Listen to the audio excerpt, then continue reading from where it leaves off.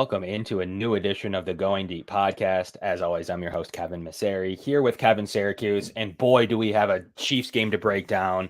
Spent a little bit of time on that. We got a big Cowboys matchup coming at you here this Sunday at 4 o'clock in the slot, the primetime Fox slot this Sunday, as well as some decent looking weather. Had some weather stats to bring you, but I don't know that they're going to be overly relevant here for this weekend. But we'll talk about them anyways and what we think could happen in that game, as well as give our predictions and maybe go over some playoff simulators. As always, the show is brought to you by Sons of Erie, www.sonsoferie.com. They're running a huge sale right now on amazing artwork and some hats. So go out there, check that out right now. Kevin, how are you doing today?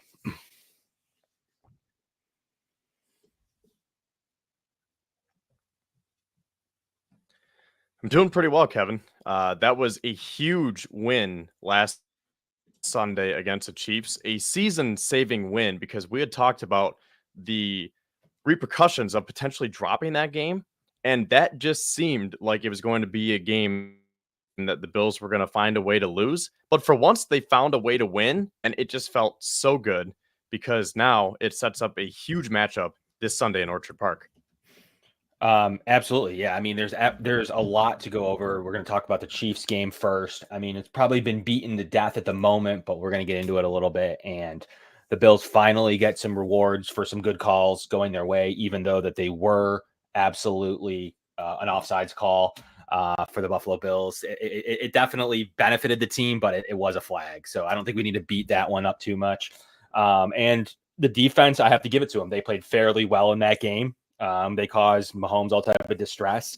The reason that drive, beside the offside play, like Kadarius Toney's covering up the line of scrimmage. The ref can't see when it's snapped.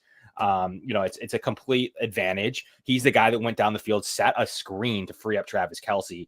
So it's not necessarily irrelevant to the play as some people make it out to be. So, from there, the Bills got some pressure. Leonard Floyd, Von Miller got in there to end the series, end the drive. Bills went go ahead and take the victory away. And they had a lot of help, Kevin. That was the biggest thing to come out of last week as well. You saw a monumental collapse by the Miami Dolphins, opening up the division, to wide open, 2 games out now. You saw a lot of things go the Bills' way, a lot of percentage added to the Bills' total percentage points. They're at about 50% likely to make the playoffs. With a win and some help, they're even bigger, like 80%. So there's a lot on the line here in this specific game. And you saw the offense look really good. And I wanted to start there. What was your opinion on how the offense looked for most of the day? Yes, there was some slowing it down of the offense later in the game. But you saw, Joe Brady really call a pretty good football game. And I'll talk about the last series that I want to get to here, but I wanted to get your opinions first of the offense.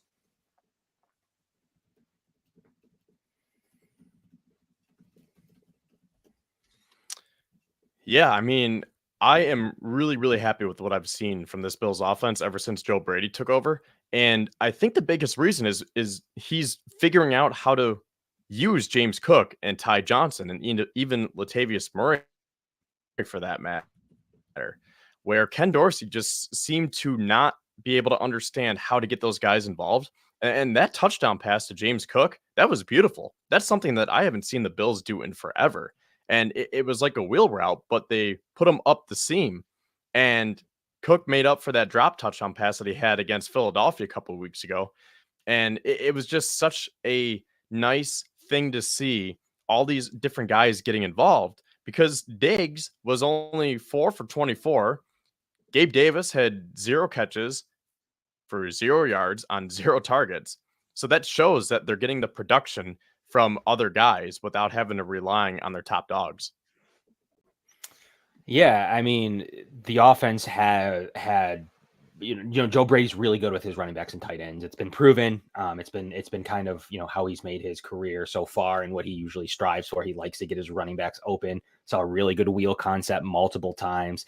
You saw a lot of different ways that they were getting Knox involved. I mean, I think the offense is better with Knox. You also see, Khalil Shakir in there a little bit, not quite as active because I do believe that Cook, Knox, Kincaid were part of the game plan. And then yet another opportunity to where the receivers really wasn't their main game. But I would say one of the strengths of the KC defense is their corners. and what they're able to do from their defensive back. I think their defensive line's decent. I don't think they're world beaters by any stretch of the imagination. So I think their biggest strength so far is how well McDuffie's played, how well Sneed's played, and others. So I think that as you look at, I want to talk about one specific offensive drive late in the game, one that I watched many times over, as well as listened to Joe Brady, and it was the drive right before the winning go-ahead field goal in the game, and you saw the Bills pass 3 times. Well, the one thing I wanted to point out about that drive was, so first and foremost, it was really good to get down there. He really great play to Hardy. You saw, a holding on Sherfield get called an illegal contact, which absolutely was, that needed to get called. He was taken out of the play by an illegal play. And then, an extended of the drive didn't really alter too much based on the way that drive went anyways. But ultimately what you got to take away from that is Josh, they called a run. Josh pulled the ball out into a quick screen to Diggs to see if he could get more yards than the run. Smart, safe play, just went for a drop. So the problem there is now you're only a few seconds away from the 2-minute warning. All you're going to do now is run, 7 seconds off to get to the 2-minute warning. Now you have one shot with Josh Allen to convert instead of 2 shots with Josh Allen. And really the gamble is 1 timeout there for Kansas City. Mahomes would have the same amount of time. Didn't even need his timeouts to get to the 50 in the first place. Needing a touchdown, maybe, but needing a field goal, that should absolutely not play in a factor of, I need the Kansas City Chiefs to burn their timeouts for, like, that's not as important as converting a first down, running the clock more, making them definitely take their timeouts, and now really doing some damage. And then more importantly than even that, getting the 7. So there is no way to me that those 2 timeouts were really that important to where you shouldn't have been stepping on the gas, because they run 3 times. You're going to hear the same thing with a minute 45. You're going to hear Mahomes had enough time, no timeouts. Like, you weren't aggressive at all. You should try to go up 7. So for me, I do believe that was the right play at the end of the game, because pulling the ball out on first down was tough. You would have liked to see that take down to the 2-minute warning, but Josh thought he had a safe throw, just happened to go incomplete. It happens in those specific situations, but all in all, the offense played fairly well. The Kansas City defense is the strength of that team right now. Without Isaiah Pacheco, it's just Mahomes, Travis Kelce. So remember that isn't a weakness of theirs like we see some other defenses this season. That is definitely a strength. So to get to 20 was a pretty good situation. And the Bills offense, by the most part, looked pretty good. But, you got to see, you got to really think about what they could do to continue to increase that. But they won't see those style of DBs every single week, Kevin. So what was your overall impression? Did you like the way that drive ended? Or I guess talk to me about your opinions on coming away with 3 there and the way that went down.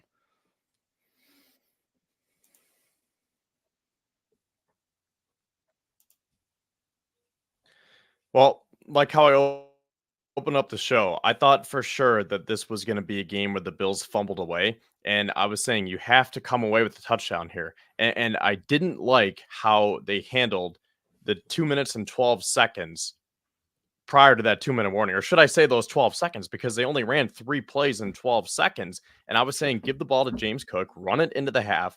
You don't want Mahomes to have a lot of time. So by the time that they had the ball back, I believe it was 1:54. And all I could think of was, here we go again.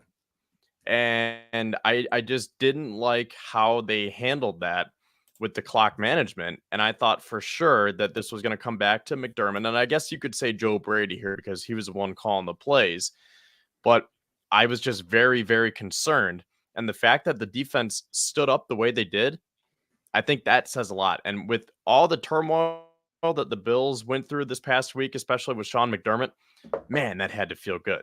Now, I will say, we were this close to being, I don't even know where we'd be right now mentally. If Travis Kelce successfully pulled off that lateral, which by the way, it was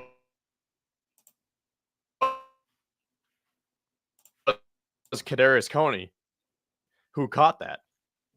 So if they actually pulled that off and we were all over the internet and we would be beside ourselves, like, I don't even know how I would feel. Like, we probably wouldn't even be able to get through the show if that's what we had to deal with, because it'd be making its rounds for the rest of our lives. But instead, Thank you, Kadarius Toney, because he lined up offsides. Yes, he was legitimately offsides. And I don't care how many times Patrick Mahomes or Andy Reid would complain after the game, he was offsides. I mean, the rules are the rules. And this is a team, the Chiefs get so many calls where I just can't believe that Mahomes acted the way he did after the game. Because I always thought that he was like Josh, where he's a classy guy. He shows respect, especially to someone like Josh Allen, who they are good friends. And the way that Mahomes just unraveled in those final couple of minutes, and then Andy Reid essentially took Mahomes' side.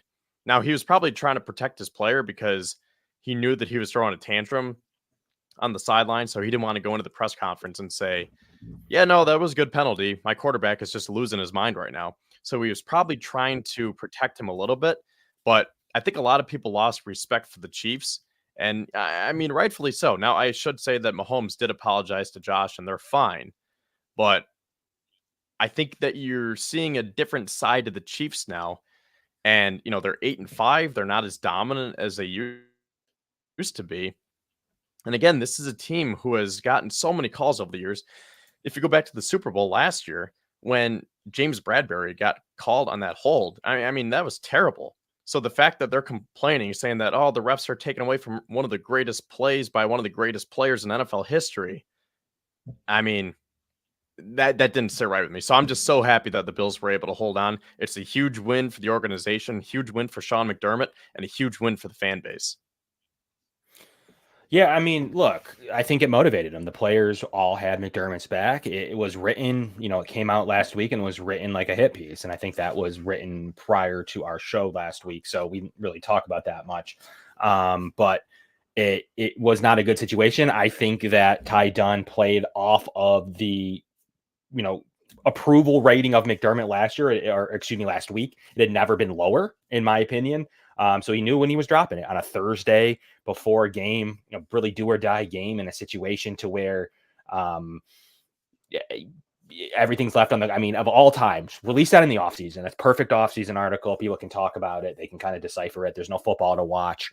But I just thought that the way that was written with 25 to 50 anonymous sources, and then quote unquote, some people in there that liked McDermott, but ultimately that was not written in the guise of something that was fair, regardless of how many people he interviewed. That was written with a slant, and the team took exception to it. And I think that could be the thing that fuels them for the rest of the season, as you really did see a lot of motivated players, in my opinion, in this football game. So I don't have as much to your point earlier. I don't have as much, like I said, as a problem with that the way that drive ended, because I think that we would be equally as mad if they ran 3 times and the same amount of time was still on the clock. The only difference being the Chiefs have 2 timeouts, which they do not need in a field goal situation.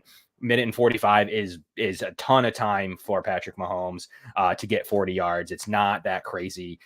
So to me, those timeouts are meaningless to me. I'd rather either get 7 points or I'd rather make sure that you run even more time by converting that first down. So I'm ultimately, and let's not forget, once again, Joe Brady schemes open with a good scheme, a wide open Gabriel Davis based on his formation usage. So yet again, we're talking back-to-back games where you hit Gabe Davis in overtime against Philly. You come back and you hit Gabe Davis there. That's back-to-back weeks. He's been wide open on clinchers. So, it's tough for me to assume that anything was done wrong there. What was done wrong there was Josh pulling the ball out and throwing it to his best player. So I ultimately can't be too mad because the run was called. I can't be too mad with him pulling it out of the belly of his running back to toss it out to his best receiver. At the end of the day, you're thinking out in space. It wasn't the greatest design, but you weren't looking for 40 yards there. You're looking for 4. And he thought that 4 yards would be better than the loss of 3 that may have happened handing it off. Swing of 7 yards with the clock running. That's to me what happened there. And then, if you don't convert, the difference is whether Kansas City has their 2 timeouts or not, which they didn't even use. So ultimately they did use one in a situation to avoid a 5-yard penalty. But at the very most, that's what you were gambling. But the second that you have a drop by Diggs, that changed that drive in general. And it just is what it is. There's nothing anybody can do about that situation to me. But, you have to look at it from the other side. I thought the Bills did a great job with Travis Kelce. I thought they played those receivers really well. They're not very good. However, at some point, I think I think Sean McDermott, for his faults, his goods, his bads, he knows how to play against Patrick Mahomes for the most part, especially in the regular season, if you want to call it. He's been pretty good against Pat Mahomes in the regular season. He's been pretty good against him, minus the 13-second game. Really, that was some lapses against the defense that the Bills, if you really look at the defense the Bills had in 2021 without Trey White at the time, it was pretty bad. They were missing some players. Think about their roster right now. It wasn't a very good roster. I appreciate anybody share and like this. That would mean so much to us. As always, www.sonsoferie.com. Smash that like button, whether on Facebook, YouTube, Twitter. That would mean a ton to us as we kind of approach a pivotal time of the season, a pivotal stretch here for the Bills. And if you look at the Bills defense now, let's switch sides. Let's switch the ball now. And Kevin, they played fairly well. What a dominant first half. You can't ever be too mad with only allowing basically almost the Chiefs could have gone in scoreless into the half for the first time at Arrowhead in a long time. The offense kind of faltered there, but there was a chance that they held them to 0 points, ended up being 7. And even out of the third quarter, I thought the offense was pretty good, getting Mahomes off the field, making him kick field goals. And ultimately always at least keeping or lead or having it tied. So I think I've given the Bills defense some issues so far this season, but this wasn't a day that I can blame them for it. They played really well, and they're going to need to bring that energy into Dallas. As we'll talk about that game momentarily. But how did you feel about the defense in whole? Do you think that McDermott did what he needed to do against Mahomes? Would you have liked to see more? Committed 2 turnovers, 1 sack, but some pressure all day. What was your takeaway from the strength of the Bills playing defense and their corners looking pretty decent?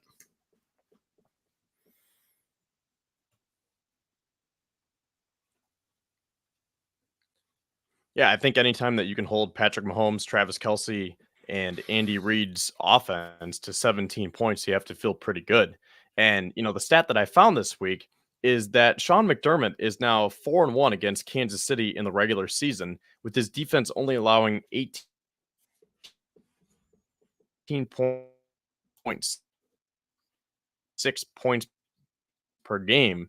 And all 4 of those wins have Kansas City in the playoffs, and his defense is allowing 40.0 points per game. So it's great that the Bills won. I'm not trying to take anything away from that, but now show me that you can do it in the playoffs. Show me that you can continue to win these big games, because and now they didn't. But again, now they just have to keep doing it and doing it. And I really think that this team is in different weeks now. But now that you see the Dolphins drop a game, you see the Steelers drop. I mean, that's what I've been tweeting about, how the law of physics, what goes up must come down. And some of these teams that were up, it just didn't make sense. The Pittsburgh Steelers were not good enough to be 7-4. Cleveland, we'll still see about them, but I still don't think they're that good of a team with Joe Flacco. What is he, 38 years old? Now you're seeing the Chiefs start to fall off a little bit. The Dolphins, most importantly, as that's what I've been predicting right along, that they have a very tough schedule to close out the season. So I think that you're starting to see some of these teams slip up, and I just think that the Bills are getting hot at the right time. Yeah, they are. And we got some help. The Bills got a lot of help this week. Ultimately pushing into a situation to where, as I've said many times so far, the Bills could potentially lose and now get in. So I think 10 wins is now back in question, back able to make the playoffs in this hunt, whereas 2 weeks ago it really wasn't in the cards. So the Bills got some help, and they may continue to get some help. Some games on the fold here. The Thursday night game, unfortunately for the Bills, doesn't matter. Both of those teams ended up, having pretty bad seasons. But every game on Saturday, and 3 of them, will be good for the Bills' playoff results. There's definitely some things we're going to go over with that at the end of the show. So, kind of putting a bow on the Chiefs game, though. Three straight wins in Arrowhead. We don't know if they'll come to Buffalo next season based on the results. And to me, the Bills are in good shape. going forward now because of the game. You see them power ranked, in the 3 to 6 range on where they're ranked right now in the league. I think that's pretty good. And anybody probably would have taken that after the way some of these games have ended earlier a couple weeks ago. So people basically calling the Bills a pretty big threat. The division now is open when I wasn't sure if it would be. I thought the wild card was always in play, but now the division's in play with the wild card. Those are two pretty big turn of events to have happen, to have both of those things be available in this game. But look, the Bills have a matchup against the Cowboys. That's definitely one I want to get into now. And kind of what this game could mean as they're coming into an outdoor situation right now. They're coming in where I was hoping to utilize some more weather stats, but unfortunately it is not looking likely. Everybody's going to get a beautiful Sunday afternoon in Orchard Park, New York. It's looking like 45-ish right now around kickoff. It's going to definitely dip and rain at some point. Will that rain get pushed up? Well, that's what I'm hoping to see. Because it definitely benefits the Bills. When it doesn't, that's not always the case. I've been pretty vocal saying that I don't believe the weather helps the Bills. But against certain teams, dome teams, I do believe that it helps the Bills in a lot of facets. So you got Dak Prescott, 3-9, the Dallas Cowboys being 3-9 in situations so the weather's under 40. They're not a very good team away from home, scoring 16 points difference on the road than they are at home. All of their losses coming on the road. So they're definitely one of the only few home teams that haven't lost at home. I think with the Dolphins losing at home just Monday night, they are the only team left that is 7-0 at home, but 3-3 on the road. It's definitely a different team so far when they have to travel, but they have played some good teams. They lost to the 49ers on the road. They lost to the Eagles on the road. That's fine, but they got earlier in the season, 28-16. Against the Cardinals. Everybody has a drop game. That's fine.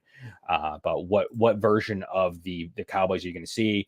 It's about a 50-50 split up on Matchup Predictor right now on ESPN, as well as a 2.5-point spread in a lot of different places. So there's a lot of situations that's going to happen. And all the Bills need right now, guys, one more Dolphins loss. They control their own destiny. If the Dolphins will lose to either the Jets, the Ravens, or the Cowboys themselves, the Bills will control their own destiny in those situations. So that's pretty cool to see, and did not think we'd be in that place even as early as 3 or 4 weeks ago. I thought that by now that the Dolphins would be sitting nicely, maybe 3 games, potentially even 4 games ahead.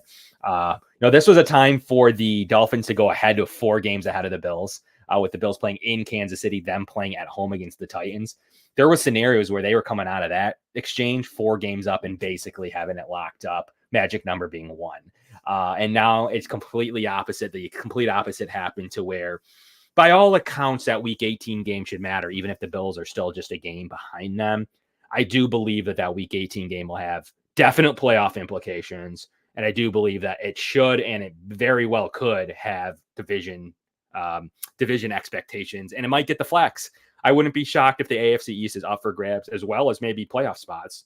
With that game, the NFL will love to have that one finish out the season in what could be an epic AFC. I don't know how epic it's going to be in the NFC. That is kind of muddled up there at the bottom. The top of the NFC is pretty much set, really for the first 5 or 6 seeds. Everyone's kind of fighting for that last spot. Does it really matter in the NFC? I guess a little bit. But not a ton going on over there in that conference. You got the Eagles and the Cowboys jockeying. But other than that, there's not a ton going on over there. That's not overly interesting. I guess you got a little bit going on in the AFC South or NFC South. And the Vikings, by all accounts, Vikings and Packers are still in the playoff spots with the Rams. It's just a mess of a 7 teams over there. But the AFC, you have teams all over the board. So that's going to be a fun one to kind of break down as we get closer to the situation and as we get closer to a couple weeks from now. Kind of will be more clear. And the Bills' path got a little bit easier. Look, they get to play Bailey Zappi at home. They get to play Easton Stick on the road. I had LA as a trap game. Going out to LA and having to play Justin Herbert. His numbers are good. It may not feel like it. And Keenan Allen and Austin Eckler and some situations there. That was not one that was fun to me. I thought the Bills would win, but you never really know right now. So, that became a lot easier in my opinion. And then I don't believe the Dolphins are as good as they look. They lost their center for the season. They're finally facing some problems. So right now, I don't believe the Dolphins are as big of a threat. This Cowboys game is going to be pretty tough, but at least the Bills can manage it and control it in their own barn. So that's going to be what makes this game very interesting. Is what can Dak do on the road? 3-3, 16 points less per game, and if that weather stays where it's at, shouldn't be much of a factor. But if it dips much, that's really where you start to see some Dak statistics drastically drop, and it's been his kryptonite in his career. So we all know in Buffalo that just because it says that right now, there is rain in the forecast at some point Sunday night. We don't know if that'll blow in early or what could happen. What could happen in those situations? Unfortunately, going into the Cowboys game, as we kind of put into the Cowboys segment, as always, brought to you by Sons of Erie. We have to talk about the fact that the Bills' injury report's not ideal. It's not great. We already know the big injuries. We do see some positive news with maybe Kincaid practicing in limited fashion. You got Justin Shorter back in there. You got Daquan Jones coming back by all accounts. Will he make it back by the regular season? I do think there's some good news on that front that he'll make it back at some point in January, hopefully on the earlier end of January for Daquan Jones. But then the negatives. Will Micah Hyde play again for the Buffalo Bills? I don't know. Not unless they go far. I'm not 100% convinced he won't get the 4 games on IR and maybe come back for his last run in the playoffs if they make it. I'm not convinced that this isn't Taylor Rapp's and Jordan Poyer's finish of the season. Will we see, if you look through the rest of the injury report, will we see, Dalton Kincaid play? I do think you'll see him play. I think him and Knox are part of what makes this offense unique. And then will we see, the defense just continues to be just beaten up, across the board. So that's pretty disappointing across what we were hoping for. Will we see AJ Epinesa play with those ribs? I think that he'll have at least 2 games off here, maybe even more. So that's going to be disappointing. And a guy, he started the game with a pick, really great play, and turns into a game where he gets hurt on that play, and now he's out for weeks. Just a really unfortunate situation there out of the injury report. One where it was starting to look clean for the Bills, and that may be the reason that catapulted into the playoff run, because I really felt like last week going into the week they were pretty healthy, minus their 3 big injuries. So now we have to face a situation to where you got a couple more defensive injuries that I was not anticipating, and the way that wound up wasn't ideal. Let's turn to the Cowboys injury report. That's pretty big. You had Gilmore on a rest day, so I don't think that's anything. Hakens, their starting nose tackle, looks out. Ankle injury from Malik Hooker, their starting safety. Tyron Smith out on a practice rest day, so that shouldn't be anything. Their punter's out on a rest day, but they have a slew of guys limited as well. Cooks, Rico Dowdle looked pretty hurt, but we'll see if he plays as their number 2 running back. DeMarcus Lawrence is on rest, so they like to rest a bunch of players. Micah Parsons is on an illness, so we'll see how that looks tomorrow. But they look fairly healthy outside of Hankins and Hooker, so we'll see if either of those amount to much, because both of those players are key players for the defense, but nothing crazy. So today was a walkthrough in Dallas, so we'll see if how that looks tomorrow for the Dallas Cowboys. So you kind of look at the Cowboys season now. It's been an interesting one. It's been one where they've had their highs and their lows, but mostly they've really catapulted themselves to a top 3 to 4 team across the board. Like in the preseason, they may have looked like just your standard LA Chargers or that style in that guise of skill set, but they're very much looking like a top 5 team right now. So that's pretty interesting. I definitely had this as a little bit easier of a game than it turned up to be. The Bills are going to absolutely need Kingsley Jonathan to go here. He's going to get premium snaps, by premium, 30 snaps in this game because of the AJ Epinesa injury. And I'm assuming all of Rapp's snaps. He'll play the entire game, and I'm not sure if you'll see a Cam Lewis, as the Bills like to go at that dime now. So we'll see if we see some Cam Lewis and or DeMar Hamlin, who will be active as well in this game. So definitely a lot to kind of think about as this injury report plays out here for the Bills. And definitely want to get Kevin back up here and get his opinion of the Cowboys game. Kevin, talking Cowboys now, give me some of your initial reactions to what you think could happen in a Cowboys game. Yeah, well, first of all, I apologize. I'm not sure what's going on, but it seems like my end is a little bit stronger now. You can hear me okay, right? Yeah, you sound good. Okay. All right. Well, maybe that was it. I don't know. But yeah, so I mean, this game between the Bills and the Cowboys, I think it is going to be like last week, but more high scoring, because I was looking into the stats today, and the Cowboys and the Bills both have top 5, top 10 offenses. And then the Cowboys have a top 5, top 10 defense as well. I'll read off some of the stats here, but man, the Cowboys are good. But I mean, here's the thing. The Cowboys are like the NFC version of the Bills, where they always start out really hot and then they can't win the big game. And it's like, this is a year. Dak looks so good. The running game is there. The defense is great. But then they fall apart in the playoffs. So I think this is going to be a very, very interesting game between that and just the fact that it's a week before Christmas. The stakes are huge for each team. And Dallas doesn't come here that often. I don't even remember the last time they came here, because the last time the Bills played the Cowboys was the moment that I knew Josh Allen was officially Josh Allen on Thanksgiving. So, yeah, I mean, this is just a huge game from every single aspect. Yeah, I mean, they play every 4 years now with the extra crossover, maybe a little bit more if they finish in the same placement series as each other. But, you know, you remember actually the Bills are actually on a 2-game winning streak back, I think, in 2015 with Rex Ryan. Was the last time they played, where the Bills actually won 16-6. The Cowboys weren't very good. That was like in their bad stretch too.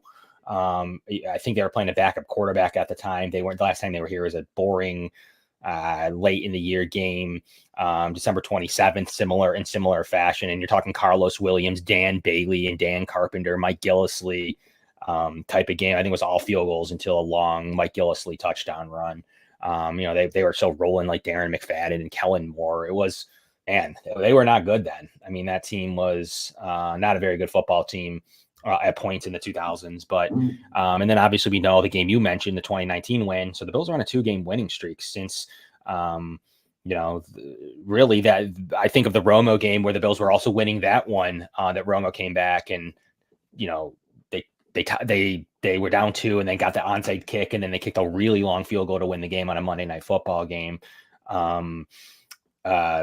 Situation where the Bills weren't very good then, but they should have won that football game. I think Romo had a bunch of turnovers. It was George Wilson. It was a pretty fun game back in 2007. And then the Cowboys absolutely slammed the Bills in 2011.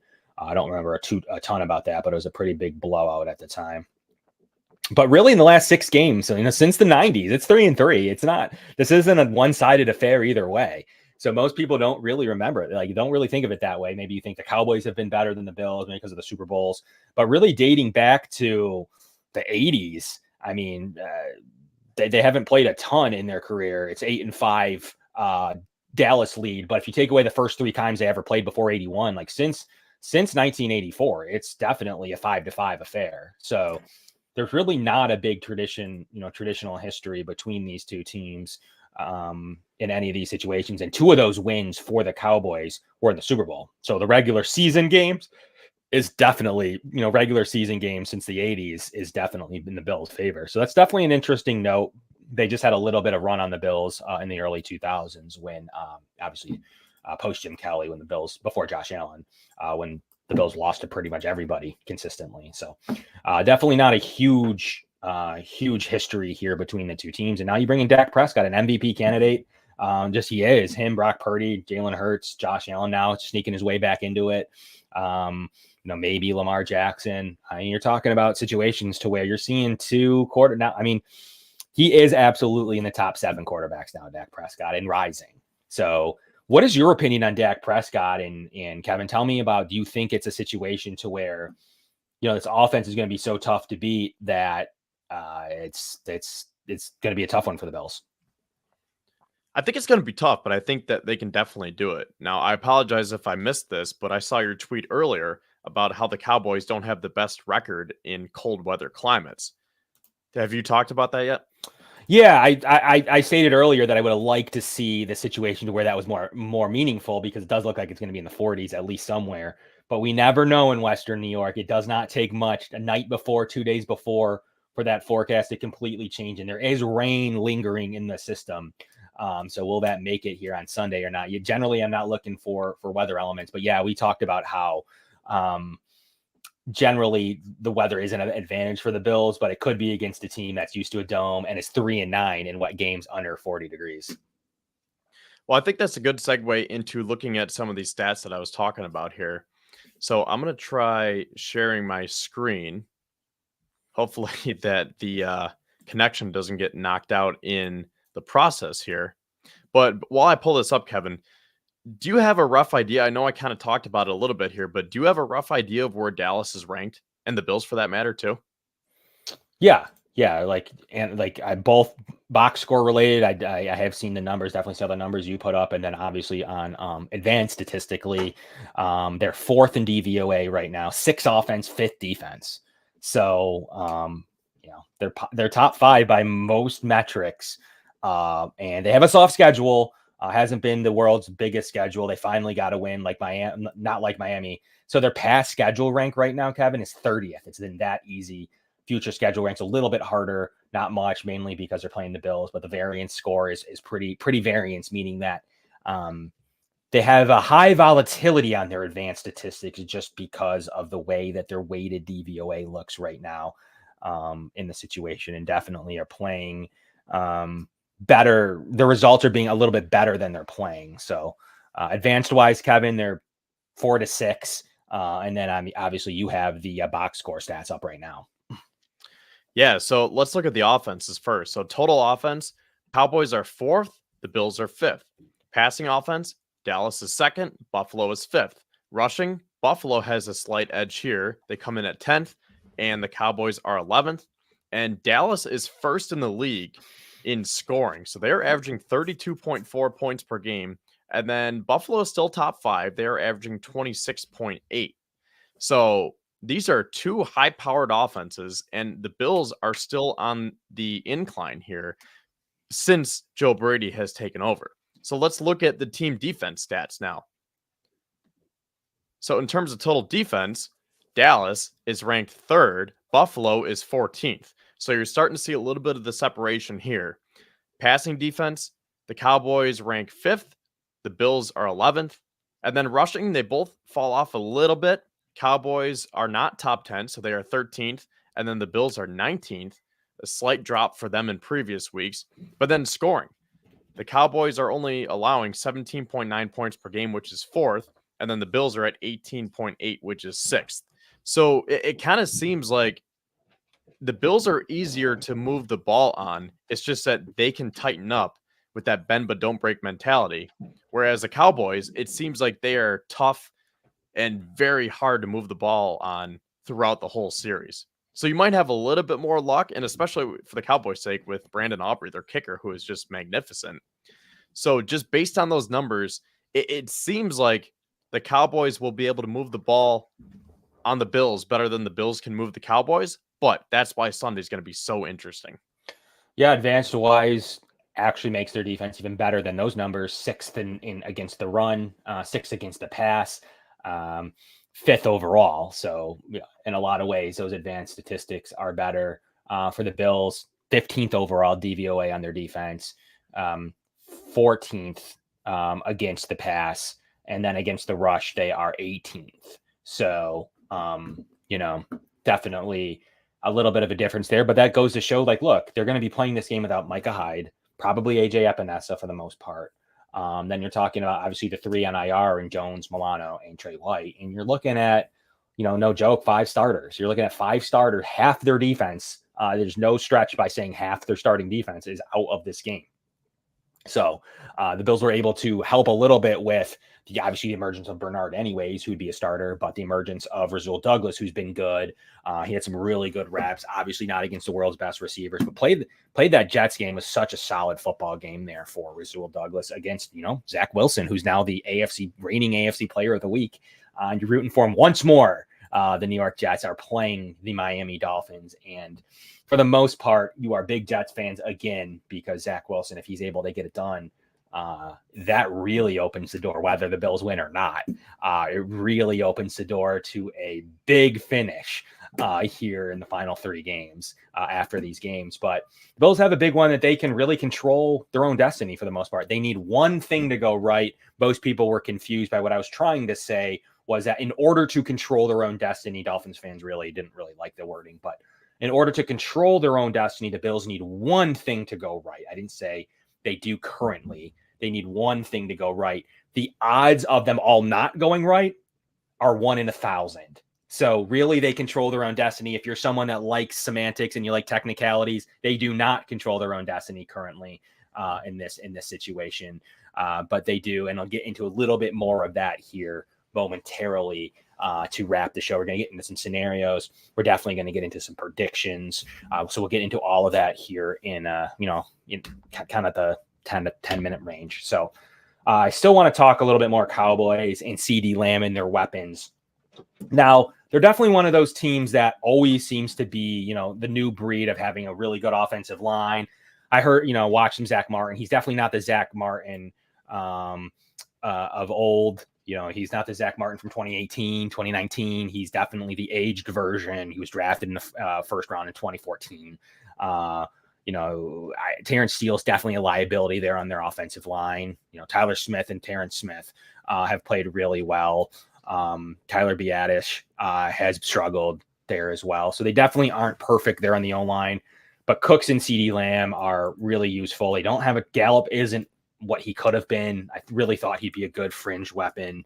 And he really never became that. He just fell right off. I mean, Cooks is good, 534 yards, 5 touchdowns on 39 catches.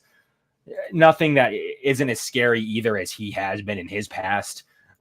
So, he's kind of been traded and been on new teams as much as anybody has in the league, which is definitely a funny situation. And he hasn't, he's 30 years old now, so still an effective version of himself. And the running game, I mean, when that team had Zeke and Tony Pollard going, it was as good as anything. Now it's a little bit different. Pollard's good. Deuce Vaughn is, he couldn't really be out Rico Dowdle. So there's not a ton there. I like their tight end, Jake Ferguson, a whole lot. There's definitely a little bit to like there. But are you scared of those Dallas weapons? I mean, offhand, it's not a scary unit, but they do have some really good players. I think the scariest one is CD Lamb by far, just because his numbers have been astronomical this year, especially playing against him in fantasy. It's just every week it seems like he's getting at least 30 points, which is just absurd. And he's really taken that next step. And for that matter, Dak has too. Now, personally, I'm a Tony Pollard owner, so he hasn't done anything to completely wow me where it's oh my God, he's going to put up 30 points.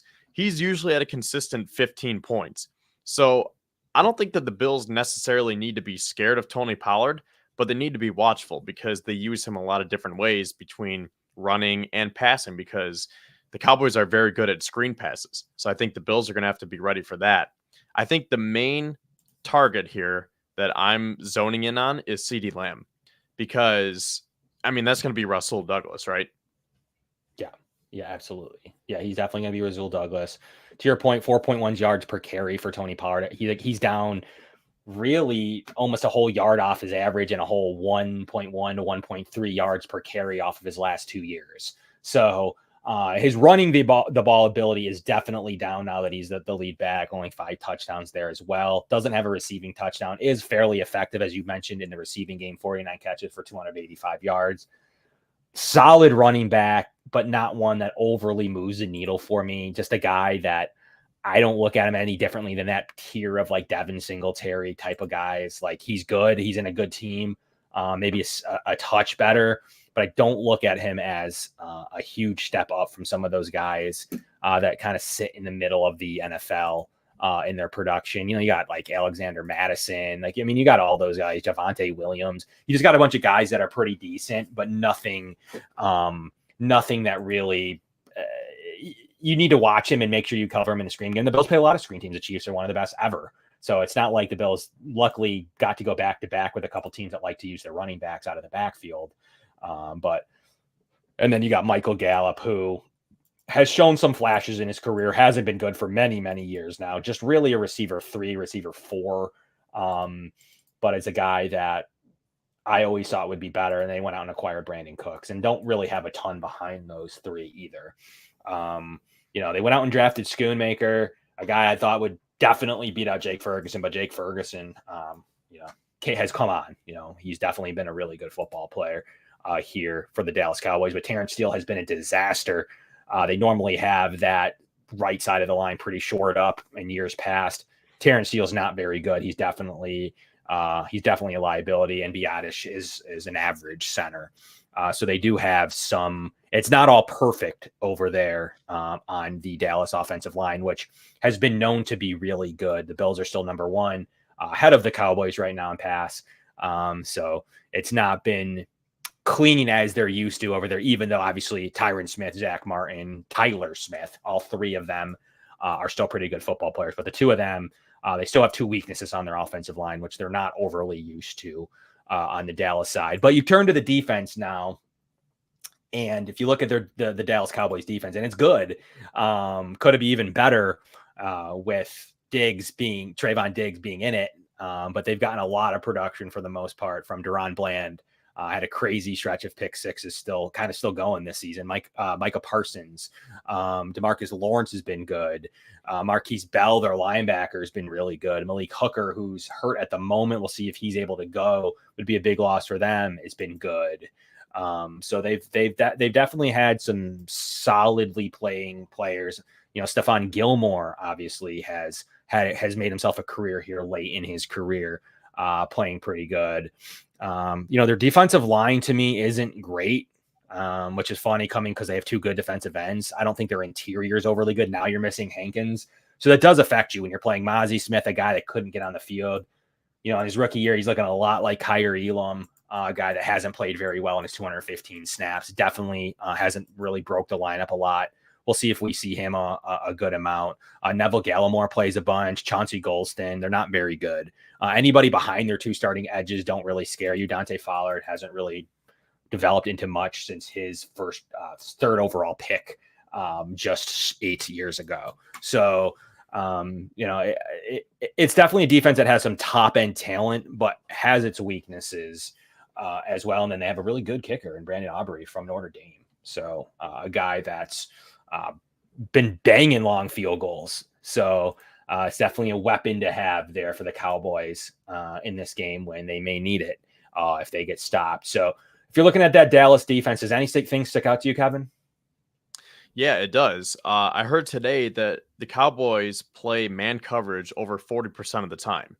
So I'm looking at a game like the Seahawks and Cowboys from a couple Thursdays ago when the Seahawks really opened up the game by using that deep pass and the vertical threat with DK Metcalf. And as a Tyler Lockett owner, I don't think Lockett did much that game, but DK Metcalf is their wide receiver 1, and he was the reason why that game was so close. So I think that this has to be a game where Stephon Diggs has to get back to being Stephon Diggs. And it's been nice because, like we talked about earlier in the show, you're seeing that production from guys like James Cook, Ty Johnson, Dalton Kincaid, Khalil Shakir. So it's been nice that the Bills haven't had to rely on Diggs and Davis ever since Joe Brady took over. But for a game like this, you want your top dog to be your top dog. And Diggs hasn't gone over 100 since the Giants game. Now, he's been solid, but he's been held in check multiple weeks now. So he definitely is going to want to eat. And I really wish that we could be seeing a matchup between the Diggs brothers. But if Trayvon Diggs was going to tear his ACL, I mean, what a replacement with Deron Bland there, a 5th-round rookie or a 5th-round draft pick from the 2022 draft. And he has 8 interceptions and he's ran back 5 or 6 of them. Yeah. I mean, he's got the record. It's been an insane kind of boost for him.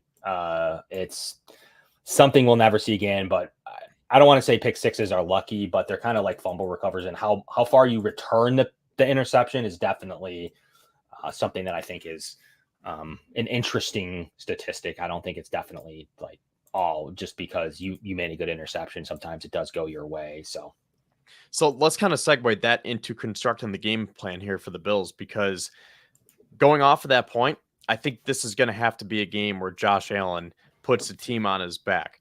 But that being said, they're going to need the run game to mix in well, and they're going to have to be able to turn to James Cook. But on the flip side, you also want to be able to use the run game as an extension of the passing game. So I like the wheel routes and the screen passes. So at the end of the day, I'm not saying that James Cook has to have 20 rushes, but I want to see James Cook have 20 touches because he is one of the most dynamic weapons for the Bills.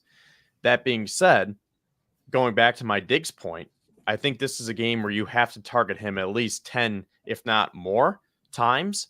And then you're going to want him to have at least 7, 8, 9 receptions, eclipse 100 yards, and maybe try to open up the vertical passing game and go deep a little bit. And, Gabe Davis has been held in check. So maybe you look to him, because maybe Stephon Gilmore is going to be locking up Stephon Diggs, or maybe he's going to be following him around or shadowing him. And I know we just got done talking about Deron Bland being that sticky cornerback who is just having a net for the ball this year.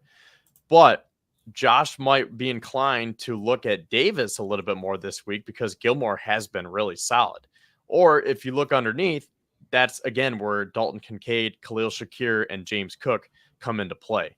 So I guess just to wrap this up for my game plan, Kevin, I think that this has to be a huge offensive output for this Bills team. They have to keep building on what they've been working on with Joe Brady, but then just take it to the next level because the competition is going to be to the next level this Sunday against Dallas.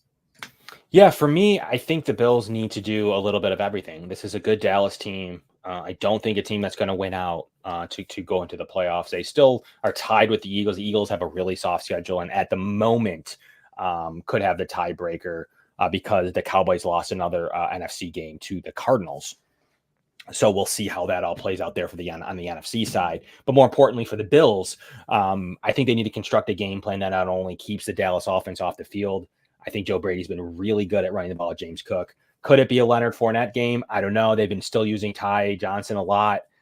At some point, he'll pull that out, though. I really do think that. At some point, he may pull out a Leonard Fournette game. If it's not now, though, I don't see it against the Chargers or Patriots. I don't think I see it against the Dolphins. So if it's not against the Cowboys, we may never see it. So that's going to be, I'm going to put that on record. Either they'll find some reason to use Fournette this week, or I don't think you're going to see it minus an injury going forward. But I would like to see some version of a run the ball offense and continue to get the ball into your running back and your tight end's hands. I thought Dawson Knox had a really good game. He was catching the ball. He was getting open. He was blocking. It was a pleasant surprise to have him back. And what a difference that wrist surgery made. He was not who he was earlier this season. That was not an indictment of how he is as a player. Not indicative of his skill set. So that's been pretty good to see Dawson Knox play a solid game. And I expect more from him as the snaps are going to increase. So I think that him and Shakir are going to be a good tertiary options in this offense, or even secondary, if that's what you want to call them. But secondary options to me are still like Dalton Kincaid, Gabe Davis, James Cook, behind, Stephon Diggs. So that's kind of how I'm looking at it defensively. Stop the run. I think when you stop the run, and Tony Pollard, who, as we talked about, is quite literally in the middle of the league, I think that it can help you. I mean, the Bills generally do pretty well against receivers, so I think that their ability to use Rasul Douglas against a guy he knows in CD Lamb is definitely going to be pretty interesting in their Packers versus Cowboys days and Eagles back to when he was an Eagle. So I think that there's definitely going to be maybe a little bit of familiarity there with some of that NFC connection. And then the Bills pretty much always stay solid. Taron Johnson, hopefully he's able to go. He's gonna score some guys in the slot. And then a Cooks Benford kind of style matchup is going to be pretty interesting there as well. But I'm stopping the run and I'm running it. I'm controlling the clock. I'm getting the crowd into it. Going to be a nice day. Going to be a raucous day. Going to be completely sold out. So That's definitely going to be fun to see. So my game keys to the win: keep Dak Prescott off the field. He's an MVP candidate. It's strange to say, but we got to say it with Joe Burrow out, with Justin Herbert out, with Trevor Lawrence banged up. I mean, it's really a situation where now you're looking at Lamar Jackson, Josh Allen, Pat Mahomes is still always one of those guys, but Dak Prescott has to be elevated into the discussion now. Keep him off the field, get up in the game early, and just like Josh, he has the ability to turn the ball over. That's always been kind of his thing as well. So we're gonna have to see how the Bills approach that in this one. So anything else you want to see in this game? What do you want to see? Do you want to see them control the clock? Do you want to see fireworks? Sum it all up for us in the game plan. Well, I'm glad you brought up Dawson Knox because, to be honest, I'm just used to him not being on the field. So it was a pleasant surprise to get him back. And that was the first time that Joe Brady has been able to run some 12 personnel with both Kincaid and Knox. So, again, I'm glad that you brought up Knox's name because he is going to be another target for Allen that could be big in this game. And I'm going to throw one more name out there, too. Deontay Hardy. Because check out this play. I tweeted this, and I said that Deontay Hardy quietly had one of the biggest plays of the game, and I tweeted that late Sunday night.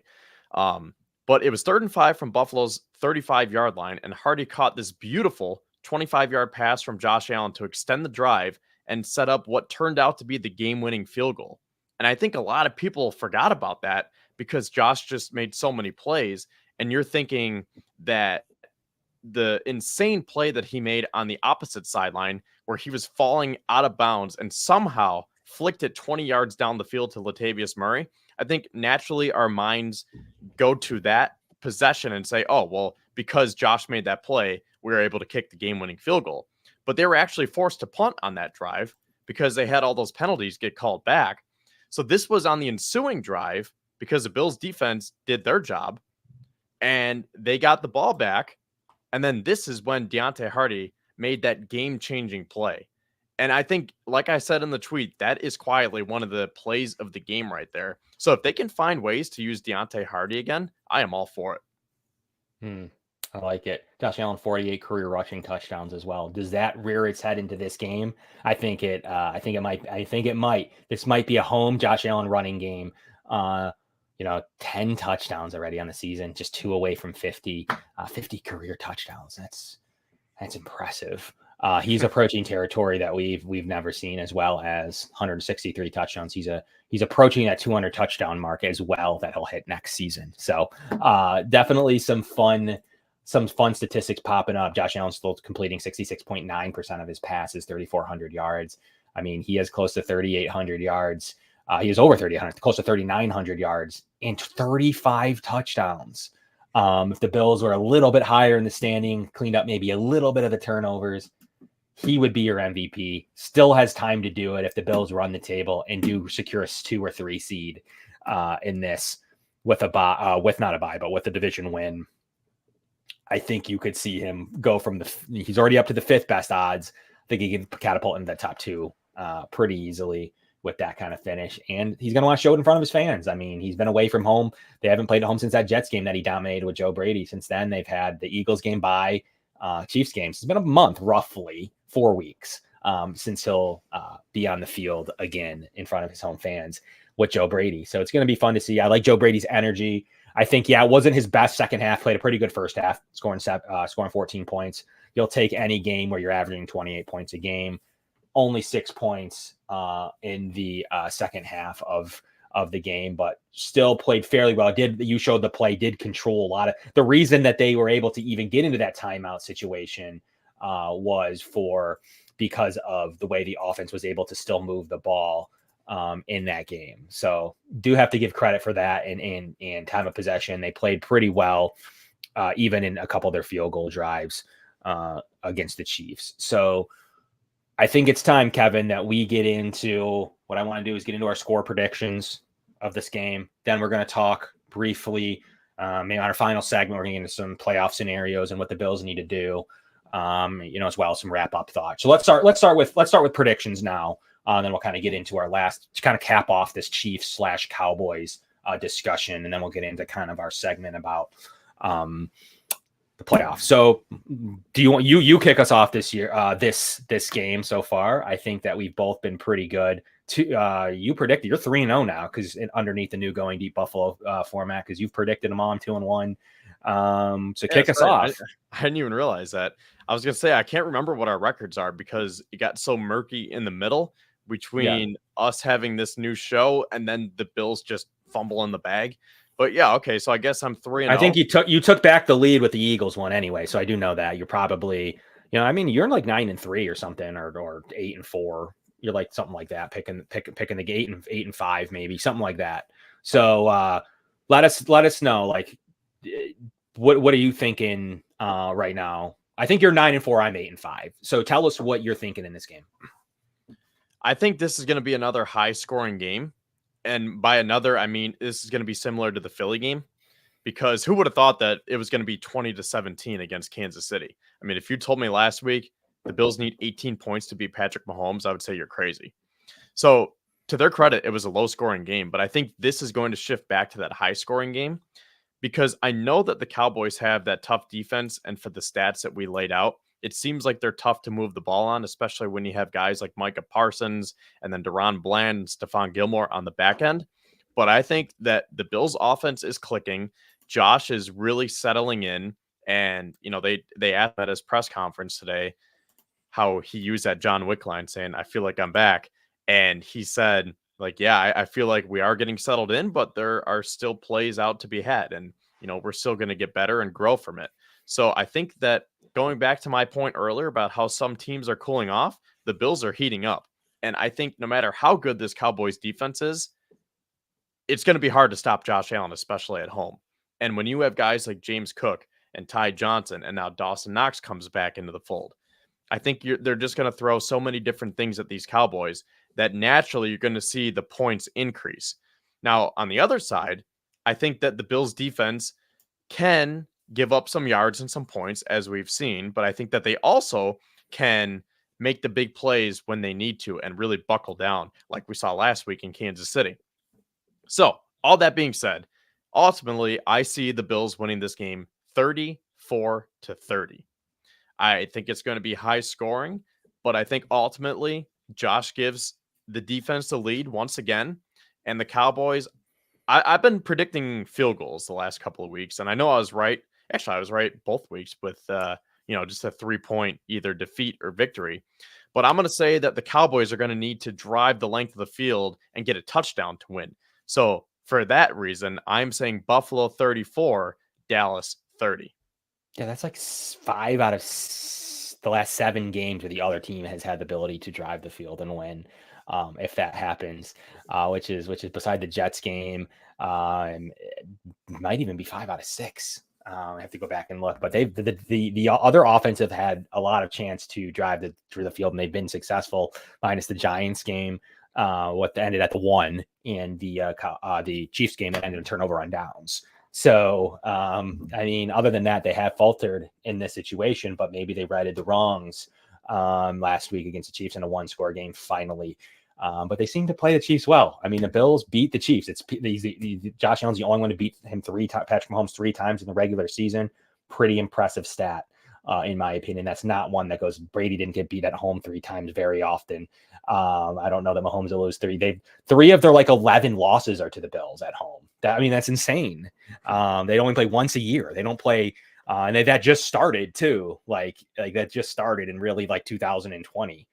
It didn't happen prior to that, before the Bills got good. 19 was their first really good year, but really started in 20, COVID year, 21, 22, 23. Hopefully for 24. Right now it isn't scheduled. Right now it'd be Bills. Based on the seedings, it would be Bills, Broncos. The Chiefs would avoid coming to Buffalo again, because now the Bills will have 3 straight seasons where they would host the AFC West. And right now it's going to be the Broncos at the moment. So hopefully that changes and you get a Chiefs game at home. But I agree. I had this going the Cowboys' way for the majority of the season. I thought that this would be one that the Cowboys would take.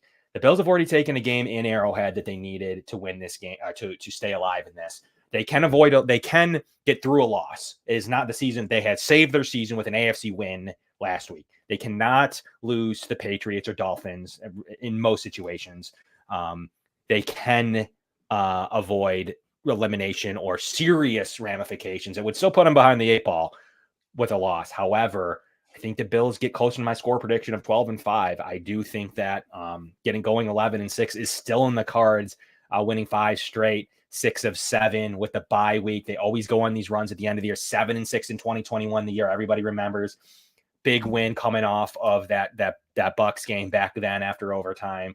Same thing here, coming out of a bye. I heard all week the Bills haven't beaten anybody out of a bye yet. And they went to Kansas City and won. So I don't care if it's by 3 or by 33. Going to Kansas City and winning with Patrick Mahomes and Andy Reid, as long as they are on that team, it's a huge win. I don't care. It was still a really good game. It was more defensive, but the Bills really put in a good defensive game plan. Had a huge 3-and-out in that game at one point where they needed it. There was definitely times in that game where the defense was playing super well. And even on that last drive, regardless of the throwback that was offsides, beside that play, I thought the defense played pretty well. So I have the Bills in this game as well. I think that with the good weather, I think that the offense will show up in this game with 2 high-power teams. With now the Cowboys playing for the 1 seed, I have this game kind of similar to where you had it, but maybe a tick lower than you did. But I have it 30-27 in a walk-off field goal by Tyler Bass this game. That's what I'm feeling, the Bills having the ball on offense in a 27-27 game for once. So that's kind of where I'm at with what I think may happen in this game, and we'll see. So Kevin and I are equal again going into this game. But if they control the ball for 35 minutes like they did against the Chiefs, Kevin, that's although the points didn't overly come, they played a solid offensive football game all around to get into the 20s, which hasn't been a thing that often on the Chiefs, believe it or not. And they have an opportunity here against the Cowboys to cement themselves as back. If they go 8-6 off of a overtime loss, they should have won in Philly. A Chiefs win in Arrowhead and a Cowboys win. That's not a Patriots stretch. That's not a Patriots, Titans, Carolina Panthers stretch. That cements you as a top 3 team, even though you're still probably sitting in the wild card at that point. It cements you as a top 3 team in this league. That's unfortunately still quote unquote fighting for their division lives. And probably with a Cowboys win, you're in commanding position statistically, because the Chiefs and the Cowboys games were the 2 games bringing down your analytical percentages to make the playoffs. And transition us now into one of our last segments of the day, which is, what do the Bills need to have happen to make this thing happen? And one of the biggest statistical problems so far, and you're going to start to see these percentages shoot up, where the fact they play the Eagles, Cowboys, and Chiefs. They come away with that 2-1. A lot of those negative percentages are all out the window, because you finish without Justin Herbert, you finish without Mac Jones, and a really bad New England team going into Miami. So your percentages really drastically increase. I think they can be as high as like 80-85% for the playoffs, obviously, with a win. Let's take a look here at the games. Chargers Raiders doesn't really matter. In my opinion, you go to the Vikings Bengals. A Vikings game puts you in a good position. Bengals have been playing good football without Joe Burrow. Is Joe Burrow a system quarterback? It's a discussion for another day. You look Colts Steelers. You're rooting for the Colts. To me, I don't think it overly matters. Reddit here has it as 3 on the important scale. They picked the Colts, but that's just because they think that could help out with tiebreakers down the road. I don't think this game overly matters. One of those 2 teams is getting a loss anyways. Broncos we should probably root for Pittsburgh, right? Because I feel like they wouldn't be able to sustain that success, because if Indy gets hot, they might be. Yeah. So I feel like maybe if you could knock Indy down, maybe this is a time to do it, because Indy has a softer schedule over the final 3 weeks. That's where I was thinking, but they have selected for it to be the Colts. And I see the reasoning. They write here, the Steelers have beaten Las Vegas and Cincinnati while losing to Jackson, New England, meaning the Colts have beaten New England and Tampa while losing to Cincinnati and Jacksonville. Only one of these teams can pass the Bills. So if it happens to be the team from Indy, root for them down in Pittsburgh, root for them to down Pittsburgh. I mean, there's a way you can jump the Colts anyways, I think is the reasoning there, but I don't think it matters. This one's pretty simple. The Bills will control their own destiny because the Broncos hold the tiebreaker over the Bills with that head-to-head. They haven't been playing very well in the Lions.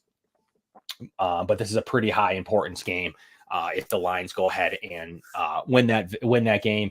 Obviously, Bears versus Browns. It's a pretty simple one. The Bears have been playing good football lately, especially since they traded for Montez Sweat. You see the Bears, their defense has been really good since they made that one move that looked like a pretty bad, overpriced move.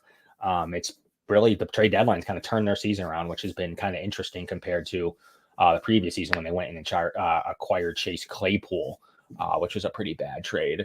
But if they can steal this game, the Bills are in really good situations. Obviously, continuing on, still rooting for the Titans to take down the Titans. The Titans to take down the Texans. That's pretty self-explanatory. It's optimal for the Bills, especially in situations to where they do secure another loss. And continuing down the path, Chiefs Patriots, root for the Patriots. Why not? Let's have them create some more chaos. Let's just put a damper in that Chiefs season. The Bills could, now you're looking at seeding purposes as well. The Bills could really find themselves in the 2 seed, especially with something like a Patriots victory, if that's able to happen. But the biggie wiggy, the Jets, the Dolphins, we've already talked about it a little bit. The Jets can secure this for you. You now control your own destiny, depending on the results, for the 3 seed even. So the Bills could come away with this controlling their own destiny for the 3 seed.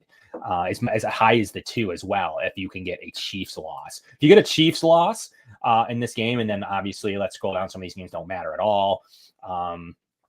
Obviously the Ravens-Jaguars game, to me, rooting for a Ravens victory. It'll pretty much clinch. They've beaten all the teams now. It pretty much clinched the one for the most part, especially if some of those other teams win, but also puts the Jags very much in play for the Bills to pass them as well. So the Bills could easily pass a couple of teams here and be in tied situations where the 2 seed out of nowhere after one more week, if the things go the way they did last week, the Bills could be in a situation to where the 2 seed is in their own control. It's going to take a lot, but nothing crazy, especially Ravens-Jags game. That's not crazy. But the Patriots over the Chiefs is crazy. But optimal standings coming in, the Bills could be in a wild card position after this if all these things go right, and tied with the 3-seeded Chiefs, only one game behind the Dolphins. So if you look at it this way, you're looking at a situation to where you would control your own destiny for the 3 because you have the tiebreaker over the Chiefs. And then you would definitely be in a situation to where you'd be in a good spot to where you could even get to the 2.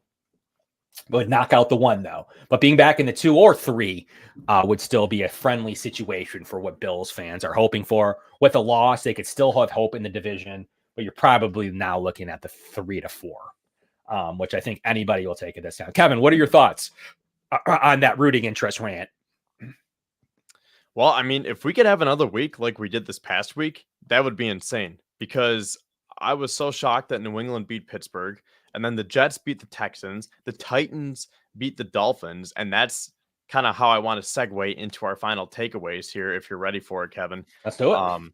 So yeah, let's just get into our final takeaways, because I want to talk about the AFC East and this division race, because that was just so interesting.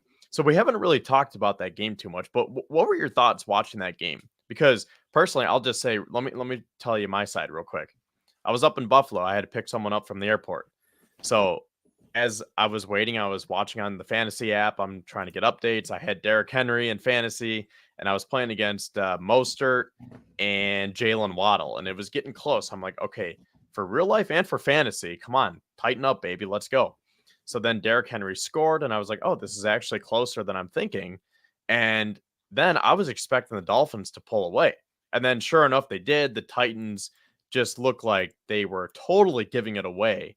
And the fact that the Titans came back to win, I was freaking out in the car on the way home. I was like, there is no way that this is happening now.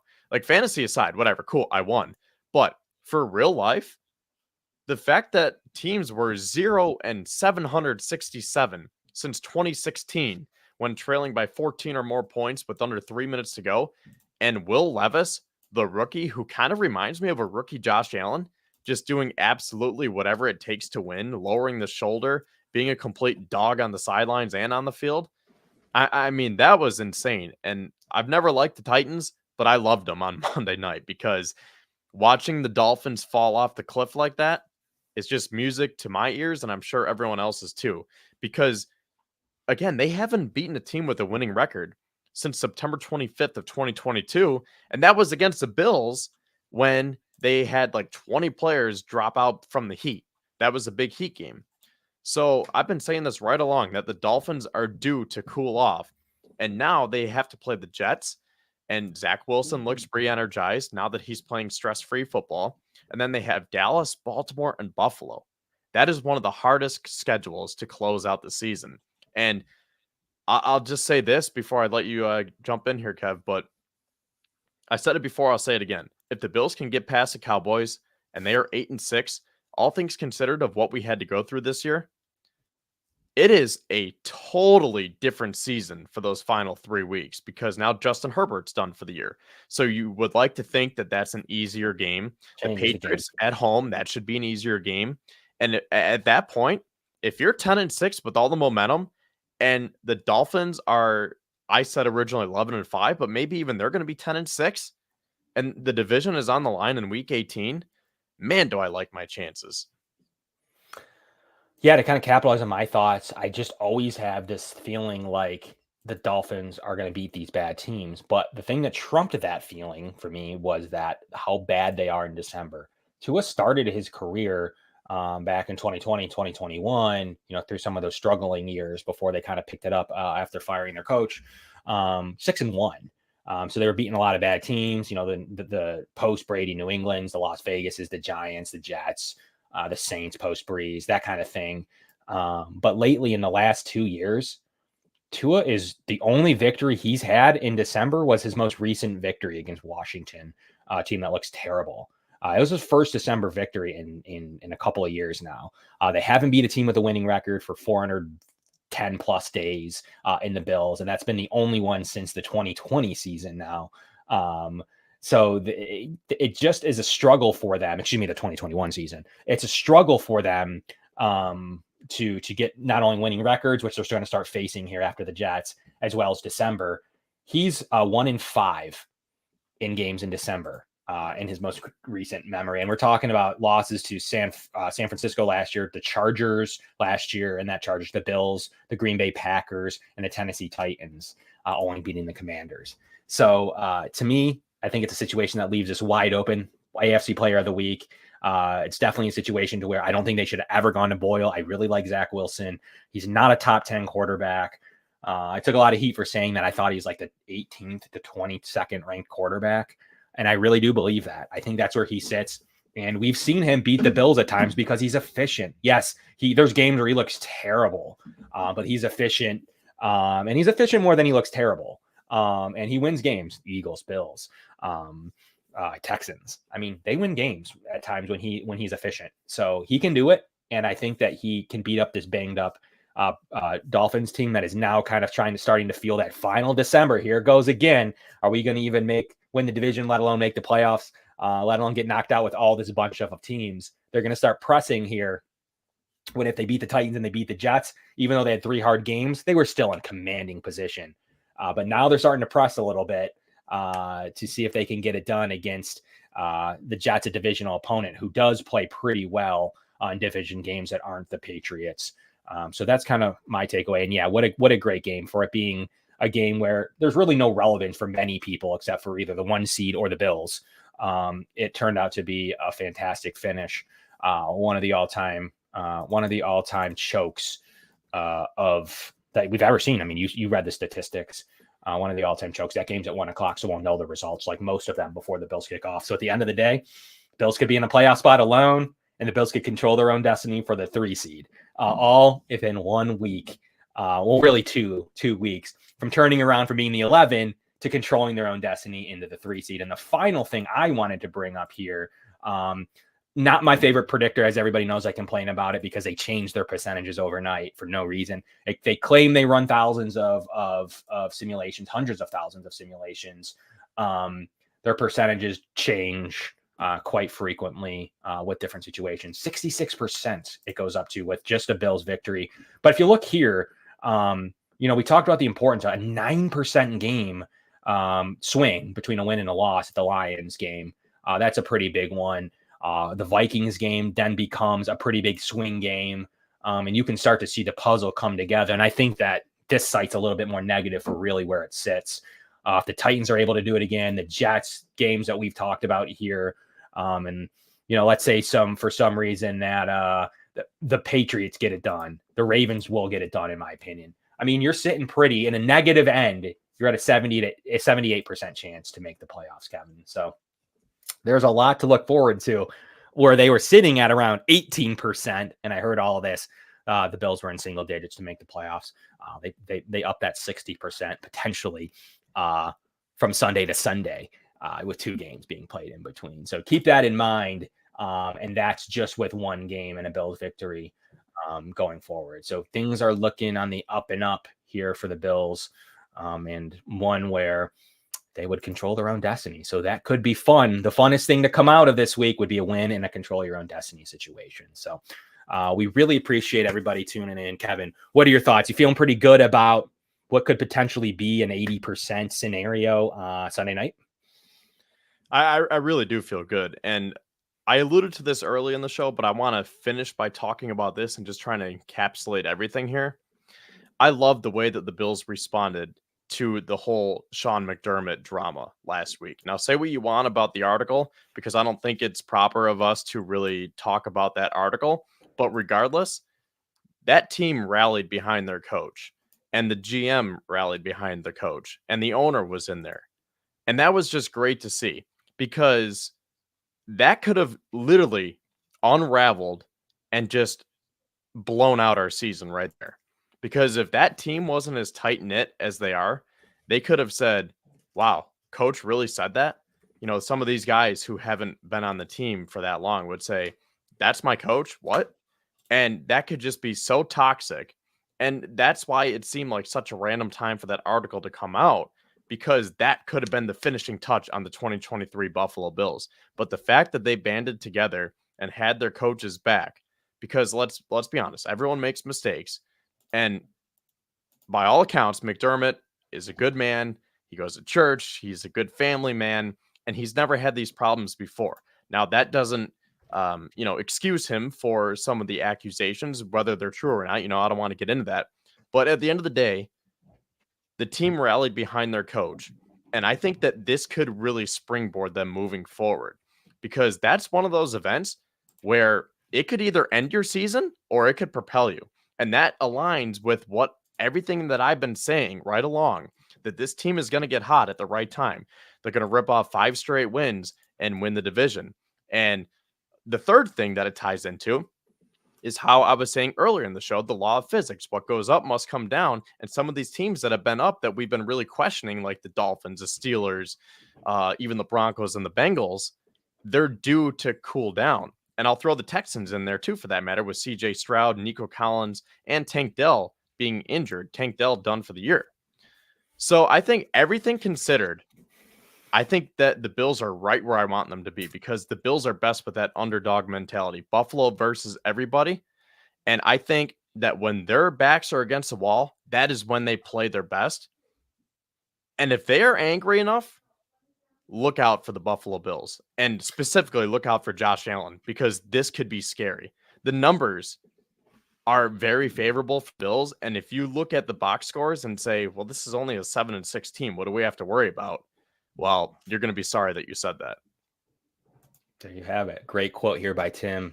He says he was there. They saw the team rallying around each other. They were together, and you can see it. Really good point to say. Really, I mean, that is some of the things that Bills have been knocked for, is their energy and potentially, quote unquote, not being losing the locker room, or some of the things that we've heard recently. So all of that being false narratives, as we can tell there. And we'll leave you with one final quote of the day. Josh Allen says, we need the Bills Mafia to show up and be loud. We feed off their energy, and they're going to have a huge influence in this game, even if it's just a false start. So I think that that's a pretty big and powerful statement. You have a huge game. You have a game, as I went through the things. You can play this podcast on Sunday morning. You can play this at any time, going through the different scenarios. The Bills control the 2 seed with a couple of things going right. Bills could have a little bit even more chance to control the 3 seed this week alone, with some things going right. Bills fans out there need to do whatever they can to affect this game. There's going to be Cowboys fans there. They don't get to see their team every 8 years up here. There's a lot of Cowboys fake fans. No offense. Sorry, guys. There's a lot of real Cowboys fans that live down in their area, but there are plenty of bandwagoners throughout the country.